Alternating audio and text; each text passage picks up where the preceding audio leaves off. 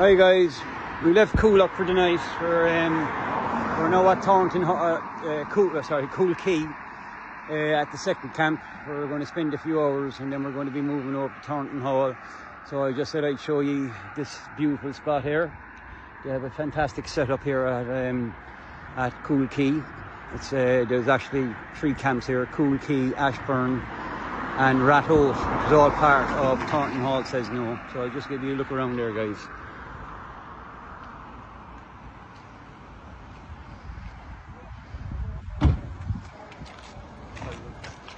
Their local communities have genuine concerns.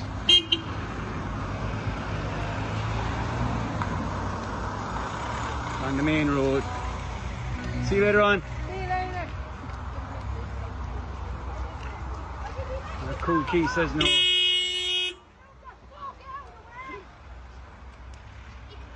St. Margaret's saying no. There's a lot of communities here in this area around Thornton Hall. It's 280 acres. And believe it or not, if they can get all the unvetted migrants, everything inside here, the plan is over 3 years to get up to 30,000. Yes, that's 30,000 over 3 years. And it will become the biggest plantation in Europe, not just Ireland. 30,000. Try to let that sink in, guys. These 3 communities between them, Cool Key, Rathoat, and Ashburn, okay, which is all surrounding Thornton Hall.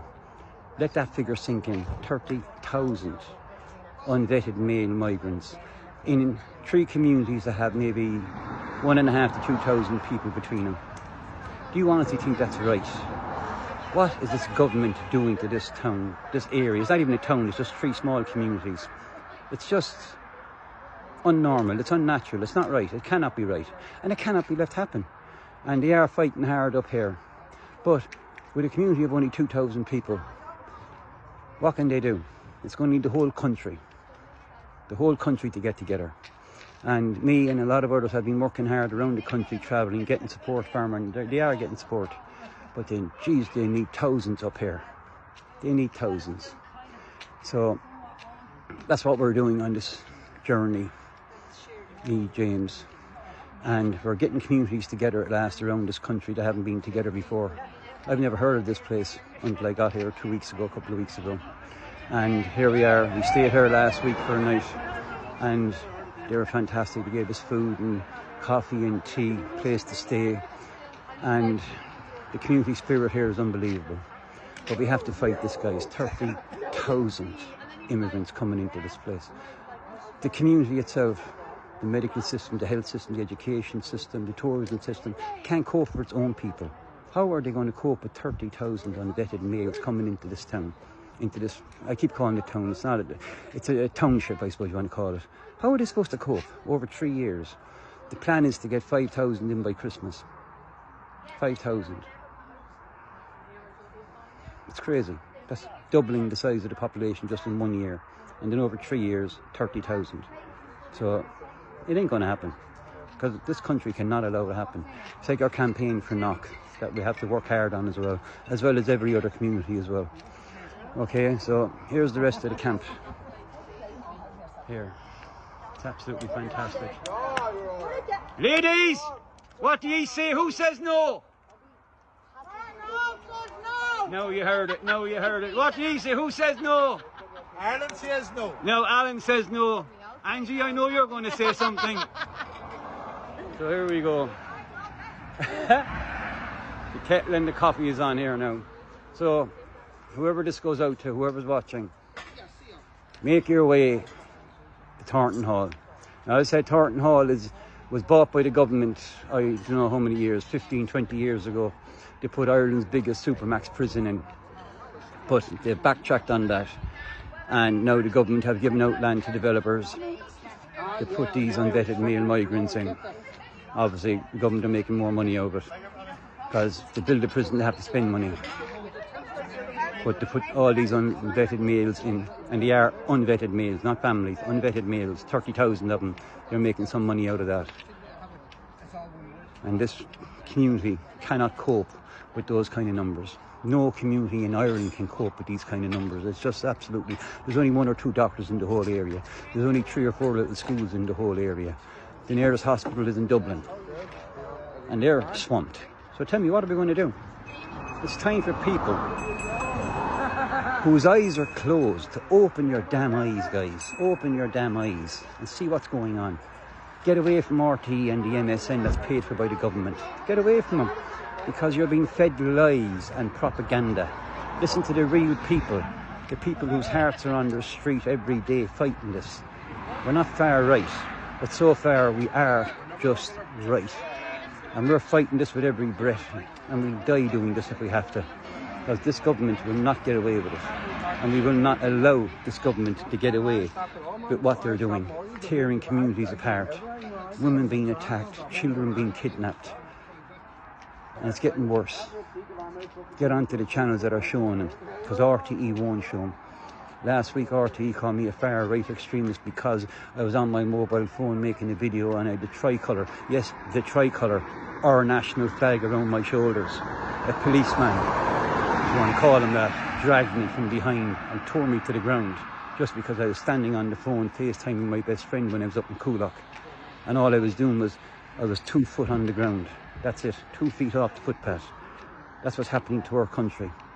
And it has to come to a stop. And I'm calling on everyone to open your eyes to those people that are on our side.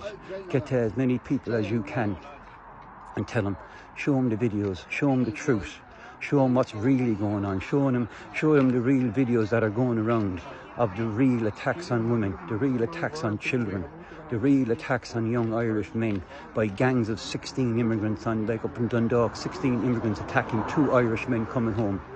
And yet the 16 immigrants were let go and the 2 Irishmen up in Dundalk were arrested for being attacked. They done nothing, they were just going home. And they were the ones that got arrested. That's not right. Every guard in this country that's involved in this should be ashamed of themselves. They should take their hats off, not that they wear any hats, so they're not in full uniform. But what they should do, Corky's coming now, I'm talking.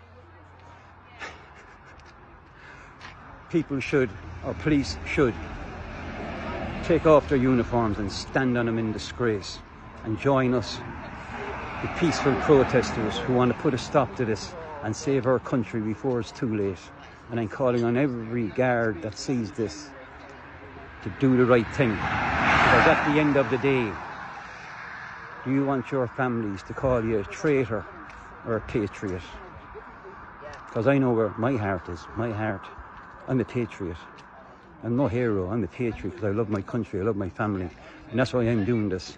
And everyone here that you see, here, they're all doing the same as me. Fighting for our families, fighting for our towns, our townships, fighting for our counties and fighting for our country. Before this invasion fully takes over, we have to stop. And every cop in this country that's attacking Irish people should hang their heads in shame. Hang their heads in shame. I don't know how you can go home at night after pepper spraying young women, young children, men and women in wheelchairs like Coolock last week. How can you go home and sleep? How can the TDs in government that are making these decisions against the will of up to 85% of the Irish people, how can you go home and sleep at night knowing what you're doing because you're getting your brown envelopes? Okay, how do you do it? Stop it. Because this country has had enough. This country is coming to a boil. And when this country does come to a boil, and that boil bursts, because you're the ones that are going to suffer. Because this is not going to go on much longer. So to every guard watching this, take off your uniform and stand on it. And join us and leave that government and get our country back. That's all we can do now. Because the government's plans are now, what, 30,000 a year to bring in. How long can our economy support that? What happens when all the money runs out? And all our hospitals are overrun, our schools are overrun. The Catholic Christian community of our country, where we are the indigenous people. It's our country, where we fought for hundreds and hundreds and hundreds of years. When all that is gone, and all these immigrants take over, what's going to happen then? What are you going to tell your children? What are you going to tell your grandchildren? Are you going to tell them that you were on the good side of us, like us patriots, fighting from our heart here? Or are you going to tell them, sorry son, grandson, I was one of the traitors that went against my own Irish people? Well, that's up to you to make that decision. Because right now, everyone against us, everyone that's fighting us, in the authorities, in government, you're the traitors. You're the traitors. We're the patriots. We're no heroes. We're no far rights. We're no racists. We just want what's right for us. And look back in history. We know for a fact that our grandchildren, our children can say, at least my daddy tried, my mammy tried. I think you want the same, but you won't admit it. So drop your uniforms right now and join us. And stay on our side, stay on the good side of history. Over and out. Talk to you later on, guys. Good night.